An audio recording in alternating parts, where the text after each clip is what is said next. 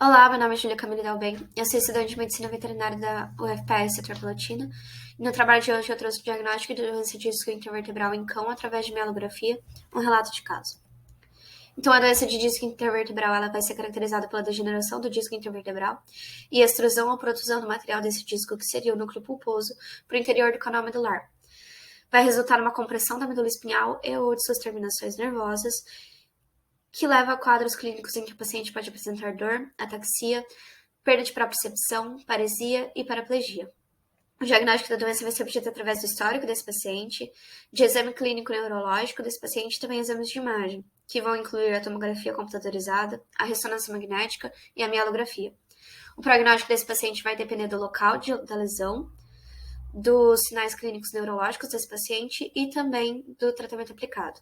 A mielografia é uma modalidade de exame radiográfico em que aplica-se uma substância de contraste no espaço subaracnoide ventral da coluna vertebral, com o intuito de evidenciar possíveis lesões da medula espinhal.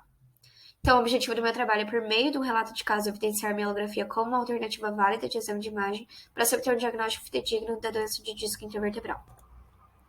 No relato de caso, então, foi atendido no Hospital Veterinário Escola um paciente cão de aproximadamente 2 anos, macho inteiro sem raça definida, pesando aproximadamente 10 kg e 300 gramas, em que o tutor relata que o paciente sofreu uma queda ao pular no tutor. Após a queda, o paciente teve perda do movimento dos membros pélvicos, dor em região torcolombar com uma evolução de 7 dias. O histórico desse paciente é que recentemente ele se mudou para um apartamento com piso liso, ocorrendo escorregamentos constantes, e além disso possui uma rotina de subir e descer escadas com frequência. Além disso, o tutor afirma que o paciente é cruza de Poodle e Basset, então a principal suspeita foi de doença de disco intervertebral em região torcolombar.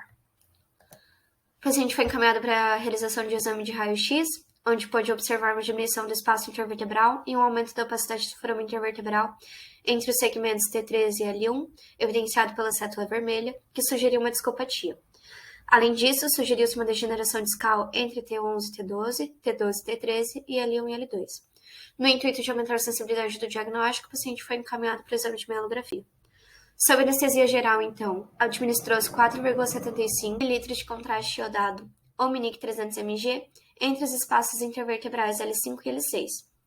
O laudo sugeriu uma discopatia lateralizada à esquerda entre T13 e L1, evidenciado pela cétula vermelha, onde a gente pode observar um delgaçamento da coluna de contraste, que se estende sobre o assoalho caudal de T13 e cranial de L1.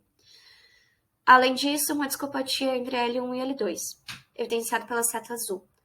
Levando a principal suspeita de extrusão de disco intervertebral, o paciente foi encaminhado para procedimento cirúrgico de mini hemilaminectomia, que obteve sucesso em descomprimir a medula espinhal. Discussão sobre o caso. Com relação à patologia, é que a degeneração discal é um processo natural da idade, e os discos mais comumente afetados vão ser T12 e T13, T13 e L1, que é o caso do paciente em questão, T11, T12 e L1 e L2. Com relação ao paciente, existem algumas raças que são mais suscetíveis à degeneração discal, que são raças condrodistróficas. O paciente em questão é uma cruza de Basset e Poodle, que são raças condrodistróficas, por conta de uma carga genética dos cromossomos 12 e 18. Fatores ambientais também influenciam, nesse caso, o piso escorregadio e as escadas. Com relação ao exame de raio-x, evidências de calcificação de discos intervertebrais e diminuição dos espaços intervertebrais são as principais evidências de discopatia.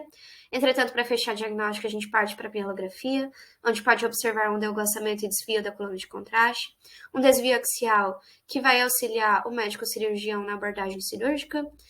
Riscos dos exames incluem crises de convulsão até 24 horas após a realização do exame, problemas relacionados à anestesia e alergia ao contraste. Entretanto, o paciente em questão não apresentou nenhum risco com relação ao exame. A eficácia do exame varia de até 72%, e nesse caso foi de 100%, visto que o procedimento cirúrgico confirmou o diagnóstico e o local da lesão. A conclusão é que a abordagem de pacientes com quadros de extrusão de disco intervertebral deve ser cautelosa e bem analisada. A mielografia é uma modalidade de exame proveitosa quando a TC e a ARM não estão disponíveis, capaz de oferecer diagnósticos mais acurados. Aqui estão as minhas referências e obrigada pela sua atenção.